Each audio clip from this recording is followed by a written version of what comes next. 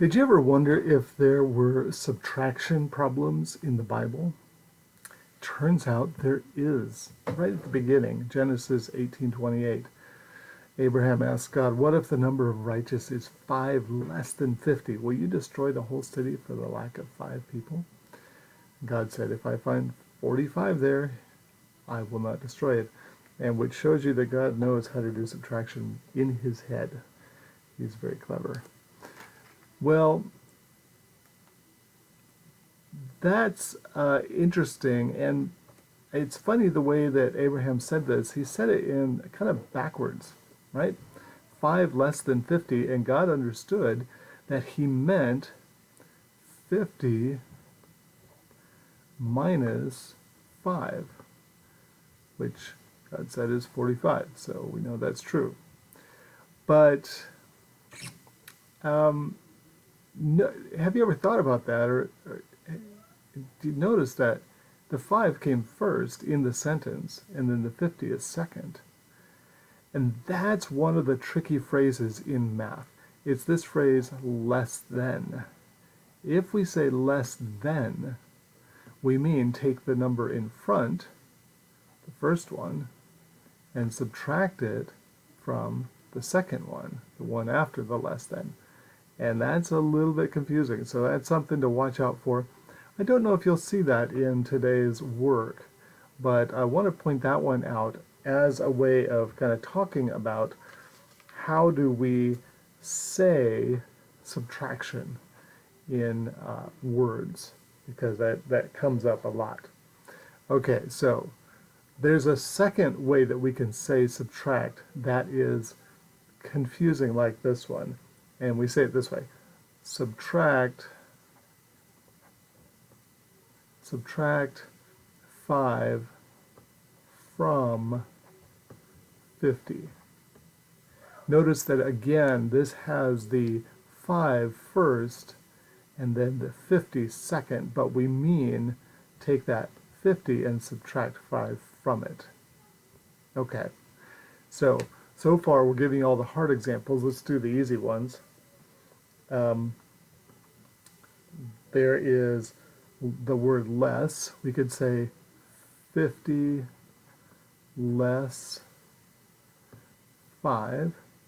Now, that one is confusing, I think, because you've got the word less in there, which is like it's less, when it's just less by itself, you keep the order 50 minus 5. But if it's less than, then you would turn it around. And that brings me to a point. I just want to point this out because we're not going to deal with it now, today, at this moment. But sometimes you get the idea that just having the bigger number, the smaller number subtracted from the bigger number is just the way it has to be. And we're going to get to, eventually, problems where we're subtracting a small number minus a big number, and we'll get negatives. So don't think that that is going to be the rule. Now, it is, as a practical matter, easier or better to think of always the larger numeral minus the smaller one, but we'll get to that later. So don't get kind of comfortable with the idea that you always take the bigger one minus the smaller one. We need to be able to interpret the words and the order from what the words say. Okay, so let me give you a couple more. We can say, you can probably come up with these on your own, right? Take away. We could say decreased, or maybe decreased by. Oh, this one's funny. Subtracted. Right, we already used subtracted, and that was out of order. But if we say subtracted from, that's in order. So 50. Oh, nope, that's out of order too. Oh, wow, I caught myself. That was a close one. Yep. So let's put these in order. 50 take away 5, 50 decreased by 5, or 5 subtracted from 50. So those all mean the same thing, but notice the subtracted and subtracted from mean the opposite order, just like less than. Okay, let's finally, well, let me talk real quickly about some vocabulary words here that are really weird. And I have to admit, this is a bad thing for a teacher to say, but I never use these. You'll never hear these after this lesson, except for one word. So here we go. The minuend is the number we're subtracting from. The subtrahend is the number we're subtracting, subtrahend, and the answer, oh, we've got it up here. The answer is called the difference. Now, that's going to come in handy. We're going to use that here as we write this sentence. I'm going to say, what is the difference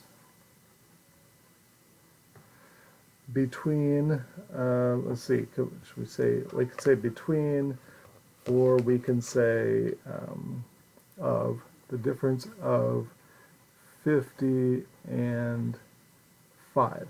Now notice the order didn't change, right? It's 50 minus 5. So this isn't one of those that gives us the order. But when I say it this way, and this will come in handy later, but I just want to point this out right at the beginning. When I say it this way, the difference of 50 and 5, I don't mean 50 minus 5. I mean 45. So when I say the difference, I'm talking about the answer, not about like the problem. You have to do the problem to get the answer, but it's a subtle difference. I'm talking about, get it? It's a subtle difference. And I say the word difference, I mean, what's the answer? Not do the problem. You still have to do the problem to get the answer, but the word difference refers to the answer. Okay, that's the vocabulary. Now, let's do the subtraction problem. And I think I want to do a different problem because this one's a little bit too easy. Sorry, God. Let's do 241 minus 96. There we go. That should be nice and easy. I want to think about this in terms of last week's lesson where we were talking about we can break these apart. So we could say that 241 is 200 plus 40 plus 1, right? It's 2 hundreds, 4 tens, 1, 1.